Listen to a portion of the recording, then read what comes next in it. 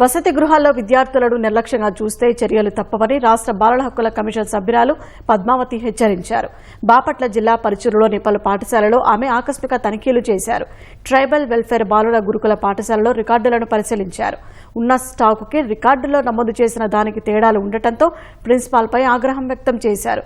చదువుకుంటున్న తరగతి గదుల్లోనే పిల్లలు నిద్రించడంపై పాఠశాల సిబ్బందిని వివరణ కోరారు.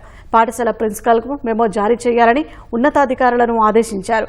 పాఠశాల సమీపంలో ఉన్న 2 వైన్ షాపులు తొలగించాలని జిల్లా ఎస్పీకి ఫోన్ ద్వారా సమాచారం ఇచ్చారు.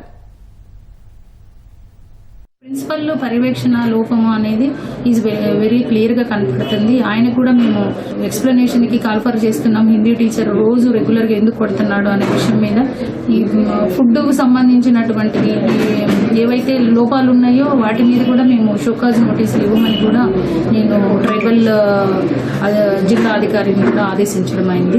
ఇవన్నీ కూడా మేము ఇప్పుడు ఏవైతే ఐడెంటిఫై చేశామో ఇష్యూస్ అన్ని కూడా పిల్లలు మాకు లెటర్ పూర్వకంగా రాశారు. అట్లనే కమిషన్ కి మెయిల్ పెట్టారు పేరెంట్స్.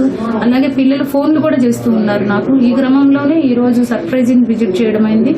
ఈ పిల్లలు ఏవైతే మాకు విద్యార్థులు మా నోటీసులు ఏవైతే పెట్టారో సమస్యలన్నీ కూడా అవన్నీ కూడా ఇమీడియట్ గా ఒక 1 వీక్ లో కూడా ఇవన్నీ రెక్టిఫై చేస్తాము. ఇట్లనే హాస్టల్ కూడా ఇక్కడ బాగాలేదు కాబట్టి ఇది కూడా షిఫ్టింగ్ పెట్టమని కూడా నేను ఆదేశించడం అయింది.